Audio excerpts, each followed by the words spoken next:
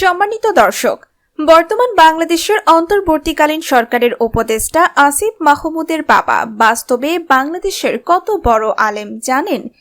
এই কোন আলেমের ছেলে আসিফ মাহমুদ? দেখলে চমকে উঠবেন। বিস্তারিত জানতে হলে ভিডিওতে একটি লাইক দিয়ে শেষ পর্যন্ত দেখতে থাকুন। প্রিয় দর্শক, আন্দোলনের মুখে প্রধানমন্ত্রীর পদ থেকে পদত্যাগ করে দেশ ছেড়ে যান শেখ হাসিনা। তিন বাহিনীর প্রধান, বিভিন্ন রাজনৈতিক দলের নেতৃবৃন্দ, সুশীল সমাজের প্রতিনিধি এবং বৈষম্য বিরোধী ছাত্র আন্দোলনের নেতৃবৃন্দের সঙ্গে বৈঠকের সিদ্ধান্তের প্রেক্ষিতে 6 আগস্ট দ্বাদশ জাতীয় সংসদ ভেঙে দেন রাষ্ট্রপতি মোহাম্মদ শাহাবুদ্দিন। 8 আগস্ট ডক্টর মোহাম্মদ ইউনূসের নেতৃত্বে গঠিত হয় অন্তর্বর্তীকালীন সরকার। এই সরকারের একজন উপদেষ্টা আসিফ মাহমুদ সজীব ভুইয়া দায়িত্ব পেয়েছেন যুব ও ক্রীড়া মন্ত্রণালয়ের। তিনি এতদিনে বেশ পরিচিত মুখ হয়ে উঠেছেন। আন্দোলন চলাকালীন শিক্ষার্থী জনতার মুখে মুখে তার নাম ছিল। বৈষম্য বিরোধী ছাত্র আন্দোলনের মাধ্যমে সরকার পতনে অগ্রণী ভূমিকা রাখাদের মধ্যে 26 বছর বয়সী আসিফ অন্যতম। আদমজী ক্যান্টনমেন্ট কলেজে পড়েছেন আসিফ।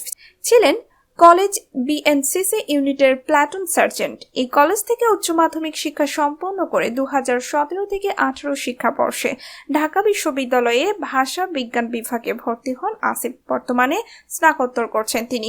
অন্তর্বর্তীকালীন সরকারের আরেক উপদেষ্টা নাহিদ ইসলামের মতো আসিফও 2018 সালের কোটা সংস্কার আন্দোলনে সক্রিয় ছিলেন।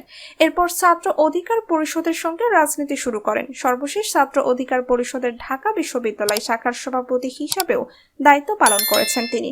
দেশের গুরুত্বপূর্ণ মন্ত্রণালয়ের দায়িত্ব পেয়ে উচ্ছ্বাস প্রকাশ করেছেন আসিফ। নিজের ফেসবুক অ্যাকাউন্টে লাল ব্যাকগ্রাউন্ডে দেয়া পোস্টে লিখেছেন যুব ও ক্রীড়া মন্ত্রণালয়।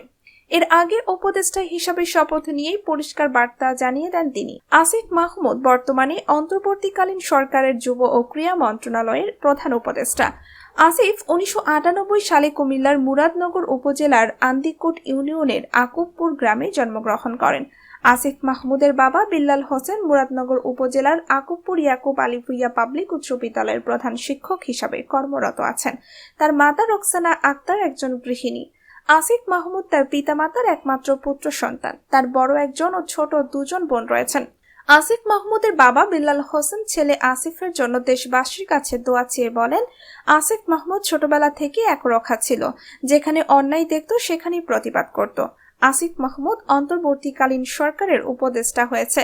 তার উপর অর্পিত দায়িত্ব যথাযথ পালন করতে পারে।